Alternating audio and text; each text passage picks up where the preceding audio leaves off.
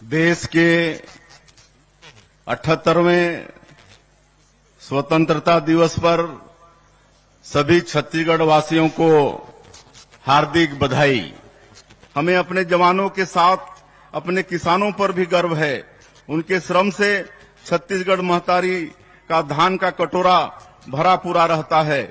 प्रधानमंत्री मोदी जी की गारंटी के अनुरूप हमने अन्नदाताओं की सुख समृद्धि को सर्वोच्च प्राथमिकता में रखा है। पूर्व प्रधानमंत्री और हमारे प्रेरणा पुंज अटल जी के जन्मदिन सुशासन दिवस के अवसर पर हमने राज्य के 13 लाख किसानों के बैंक खाते में 3716 करोड़ रुपए का बकाया धान बोनस अंतरित किया है।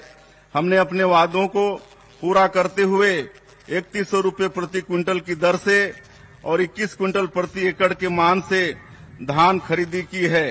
प्रदेश में रिकॉर्ड 145 लाख मीट्रिक टन धान खरीदी की गई है। किसानों को समर्थन मूल्य की 32,000 करोड़ रुपए की राशि के साथ ही कृषक उन्नति योजना के अंतर्गत प्रदेश के 24,75,000 किसानों को अंतर की राशि 13,320 करोड़ रुपए अंतरित किए गए हैं। इस प्रकार हमारे अन्नदाताओं के खाते में सरकार ने धान खरीदी और बकाया बोनस मिलाकर लगभग 49,000 करोड़ रुपए अंतरित किए।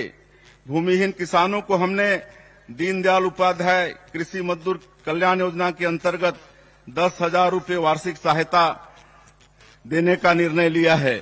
प्रदेश में कृषि हितैषी नीतियों की वजह से खेती किसानी में रौनक लौट आई है और किसानों के चेहरों पर मुस्कान नजर आ रही है। आज हमारे गांव आर्थिक रूप से संपन्न नजर आ रहे हैं। एक लोक कल्याणकारी सरकार के लिए इससे बढ़कर संतोष की बात और कुछ भी नहीं हो सकती। छत्तीसगढ़ को गढ़ने और संवारने में मातृशक्ति की अहम भूमिका है। हम उनके योगदान का वंदन करते हैं। हमारे छत्तीसगढ़ में तीज त्योहारों की परंपरा है। तीजा के मौके पर भाई अपनी बहनों को भेंट देते हैं। प्रदेश की माता बहनों को महतारी बंधन योजना के रूप में यही भेंट हम प्रदान कर रहे हैं। 10 मार्च 2024 के दिन प्रधानमंत्री श्री नरेंद्र मोदी जी ने वर्चुअल समारोह में 70 लाख माता बहनों के खाते में महतारी बंधन योजना की पहली किस्त के रूप में 1,000 रुपए की राशि अंतरित की। अब तक इस योजना की 6 किस्त जारी की जा चुकी है। हमारी माताएं बहनें इससे आर्थिक रूप से सक्षम व आत्मनिर्भर हुई हैं। वो इस राशि का उपयोग अपनी इच्छानुसार बच्चों की पढ़ाई एवं घर के बजट को व्यवस्थित करने में कर रही हैं, जिससे उन्हें आर्थिक संबल मिल रहा है। जब हम बेटियों को मजबूत करते हैं तो पूरा परिवार मजबूत होता है और मजबूत परिवार से ही मजबूत समाज और मजबूत राष्ट्र का निर्माण होता है। महिलाओं के आर्थिक सामाजिक सशक्तिकरण से निश्चित ही विकसित छत्तीसगढ़ की आधारशिला मजबूत हो रही है। एकात्म मानववाद के प्रणेता पंडित दीनदयाल उपाध्याय ने हमारे समक्ष अंत्योदय के लिए कार्य करने का आदर्श रखा है। समाज के सबसे आखिरी व्यक्ति के उत्थान और विकास को सुनिश्चित करने के इसी लक्ष्य के अनुरूप हम अथक कार्य कर रहे हैं। अंत्योदय एवं प्राथमिकता राशन कार्डधारी 68 लाख परिवारों को अगले 5 सालों तक निःशुल्क खाद्यान्न वितरण का निर्णय हमारी सरकार द्वारा लिया गया है। आर्थिक रूप से पिछड़े परिवारों को बुनियादी सुविधाएं उपलब्ध कराना हमारी सर्वोच्च प्राथमिकता है। इसमें सबसे पहले सबको आवास सुनिश्चित करने की जिम्मेदारी है।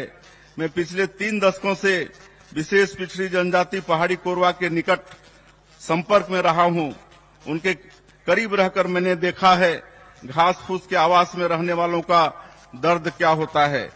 जब हमारे यशस्वी प्रधानमंत्री पीएम आवास योजना लेकर आए तो प्रदेश के लाखों परिवारों को उम्मीदें जगी, लेकिन पिछले 5 सालों में प्रदेश के 18 लाख जरूरतमंद परिवारों के आवास का सपना पूरा नहीं हो सका। हमने संकल्प लिया कि हम इन 18 लाख परिवारों की पीड़ा दूर करेंगे। शपथ लेने के अगले दिन ही हमारी सरकार ने इनके आवास के सपने को पूरा करने की राह खोल दी। इसके साथ ही सामाजिक आर्थिक सर्वेक्षण में चिन्हांकित 47,090 आवासहीन परिवारों को आवास स्वीकृत करने का निर्णय भी हमने मुख्यमंत्री आवास योजना के तहत लिया है। सबको आवास के साथ ही सबको शुद्ध पेयजल उपलब्ध कराने माननीय प्रधानमंत्री जी ने जल जीवन मिशन की आरंभ किया है। प्रदेश में इसके क्रियान्वयन की दिशा में हम तेजी से काम कर रहे हैं। इसके लिए हमने 4,500 करोड़ रुपए का बजट रखा है। प्रदेश में भूजल की समस्या वाले गांवों में जल जीवन मिशन के अंतर्गत मल्टी विलेज स्कीम के माध्यम से पेयजल आपूर्ति का काम शुरू हो गया है।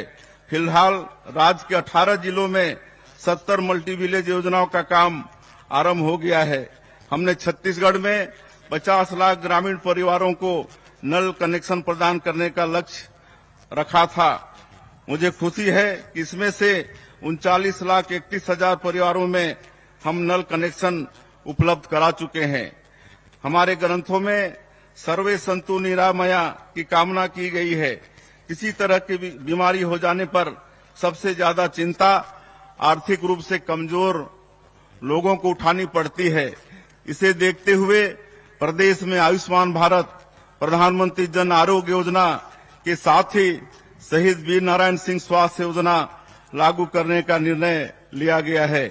इन दोनों योजनाओं से छत्तीसगढ़ के 77,20,000 परिवारों को 5 लाख रुपए तक निःशुल्क स्वास्थ्य सेवाओं का लाभ मिल रहा है। हमारी सरकार ने राज्य के तेंदुपत्ता संग्राहकों की पारिश्रमिक दर को 4,000 रुपए प्रति मानक बोरा से बढ़ाकर 5,500 रुपए कर दिया है। साथ ही तेंदुपत्ता संग्रहण समय सीमा में भी वृद्धि की गई है, जिससे हमारे भाई बहन अधिक समय तक तेंदुपत्ता संग्रहण कर बढ़ी हुई आय अर्जित कर पा रहे हैं।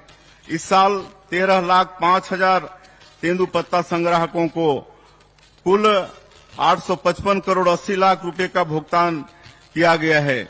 इनकी संख्या पिछले वर्ष की तुलना में 1,72,000 अधिक है। युवा हमारे भविष्य हैं। युवाओं को रोजगार के बेहतर अवसर मिले, उनकी उद्यमशीलता को बढ़ावा देने के लिए उपयुक्त वातावरण हो, इसके लिए हम प्राथमिकता से कार्य कर रहे हैं। हमारी सरकार यह मानती है कि भर्ती प्रक्रियाओं में की गई अनियमितताएं होनहार युवकों को रोजगार के अवसरों से वंचित तो करती ही है, साथ ही इससे सिविल सेवा की गुणवत्ता पर भी दुष्प्रभाव पड़ता है। हमारी सरकार द्वारा राज्य सिविल सेवा परीक्षा 2021 में हुई अनियमितता की जांच सीबीआई से कराने का निर्णय लिया है। हम युवाओं के लिए समान अवसर और पारदर्शी परीक्षा प्रणाली प्रदान करने के लिए कृत संकल्पित हैं। अयोध्या धाम श्री रामलला दर्शन योजना के माध्यम से हम हजारों राम भक्तों को उनके आराध्य के दर्शन के लिए पूर्णतः निःशुल्क भेजने का माध्यम बने हैं। यह पुण्य अवसर हमें श्री रामलला ने दिया है।